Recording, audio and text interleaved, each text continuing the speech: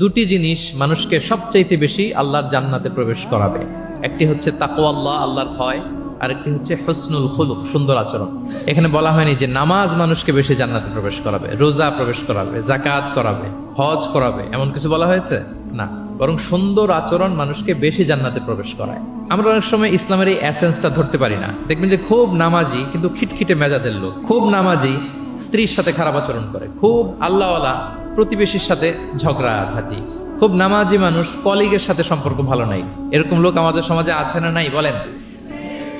তার মানে ইসলামের যে ট্রু এসেন্স এটা ধরতে পারে নাই। আশেপাশের নেইবরের সাথে, কলিগের সাথে, বন্ধুদের সাথে, সহপাঠীদের সাথে যে ভালো আচরণ করতে হয়, গুড বিহেভিয়ার করতে হয়, এবং এটাই যে আমাকে সবচেয়ে বেশি জান্নাতে প্রবেশ করানোর মাধ্যম হতে পারে, এটা আমরা ভুলে যাই। প্রিয় বন্ধুরা, আমরা যেন এই ব্যাপারটাকে ছোট মনে না করি। সবচেয়ে বেশি জান্নাতে মানুষকে প্রবেশ করায় তাকওয়াল্লাহ, হুসনুল খুলুক, আল্লাহর ভয়, আরেকটা কি সুন্দর আচরণ।